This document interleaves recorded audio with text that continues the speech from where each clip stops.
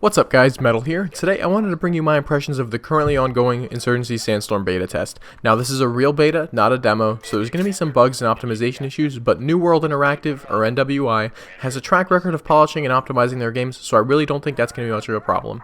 Now the game is slated to release on PC in September and on consoles sometime in 2019. With that out of the way, we'll cover what I like first, then what I dislike, and my overall recommendation at this time. There will be another beta in a couple of weeks that leads up to the release, and I will do another impression on that beta and then a review of the game when it is released. The graphics and sound design is really on point. The lighting and texture work is some of the best in any competitive shooter out there, the sound is immersive and realistic, and the voice acting for characters is great. I really love the work that NWI put into their reloading system, so you can reload. Whenever you reload, you can choose between a tactical reload, where you retain your partial magazine, or a faster reload where you dump the magazine. If the reload is interrupted, you will not have a magazine in your weapon. If there's a chambered round, you will still be able to fire it, but then you'll be greeted by the click. If you press the reload button again, your character will resume reloading from where you left off. This is a nicely thought out system, and it gives players tactical choices in a realistic way that is often overlooked by other shooters. There is also an awesome gore system. Players hit with explosives or high caliber weaponry can be dismembered and decapitated in a way that makes explosive weapons exciting to use and horrifying to be suppressed by. The gunplay is still similar to the previous Insurgency game, which means it's great. That game was totally built on its awesome gunplay. That was the only thing that helped it become as successful as it was, and well, it's still pretty good. So there's also an awesome character customization system that lets you choose how your character on both sides look and sounds, but keeps both team distinctive and realistic, which is something a lot of shooters seem to struggle with. I really love character customization in games, and I really appreciate that NWI has given it to us, but kept it grounded, with no clown costumes or MS Paint weapon skins. I think a really great example is when you're on security, you can play a female character, such as like the female Kurdish, freedom fighters. But on insurgent side, you can't play a female character because that's not very realistic. Extremist Muslims do not have female fighters. Now, on to some things I'm not such a fan of. The game could definitely use some more optimization, as I said before. That seems to be the thing that most people say. I have a pretty decent computer. Most of the time for me it runs between 30 and 50 FPS.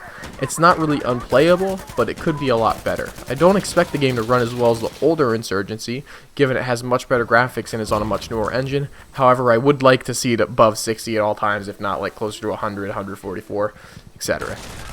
Now on to some more subjective things. To me it feels like time to kill can really vary wildly. I don't know if it's because of the selection of the 3 different armors, whether it's no versus light versus heavy, or it's some kind of issues with the hit reg. I definitely think there could be better feedback on non-lethal hits. Right now, if you hit someone and you kill them, you see a spurt of blood, but it seems like when you don't kill them, there's not really much feedback at all, which makes me struggle to understand if the game is working as intended.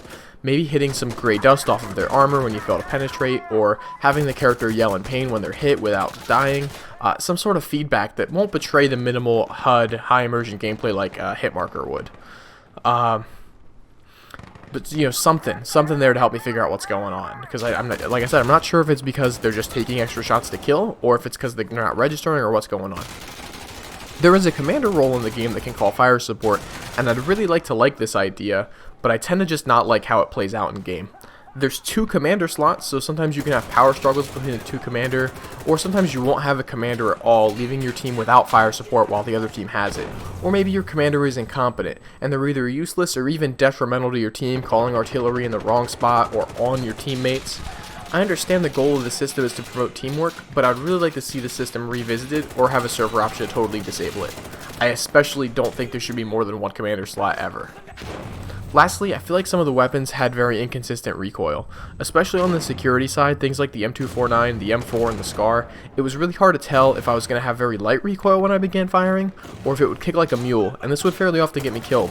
I'm starting to think this may have been tied into the suppression mechanic, but in any case, it's poorly explained, and I don't think that getting killed because your gun suddenly kicks twice as hard is a very good mechanic. It's just frustrating. Overall, I spent more time talking about the negatives, but I really do like this game. The gunplay is awesome, the way the guns handle and feel is just top notch. I find it very immersive, especially with the sound and graphics, and I really enjoyed my time with it.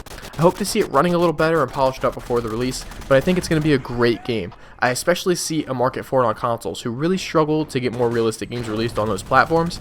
If you're anything like me and you want something more hardcore and realistic than something like Call of Duty or Battlefield, but still want fast-paced and not requiring long-term commitments for a game like Arma or Squad, this is a really great fit.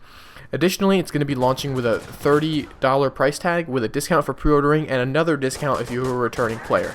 So if you pre-order it now, you'll get into the beta that's currently going on. You'll get into another beta in a couple of weeks, and then you'll have it on release. So hope you guys consider giving this game a chance. I really enjoy it. I think a lot of you guys in my audience are really going to like it. That's it for now, though. I'll give you guys an update on the next beta, like I said, and the release.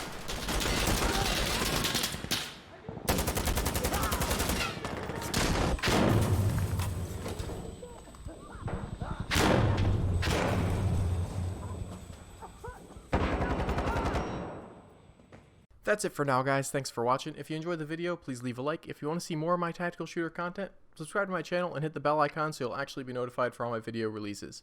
You could also join my Discord, follow me on Twitch, Twitter, or Facebook, or support my Patreon, all in the description below. See you next time, guys.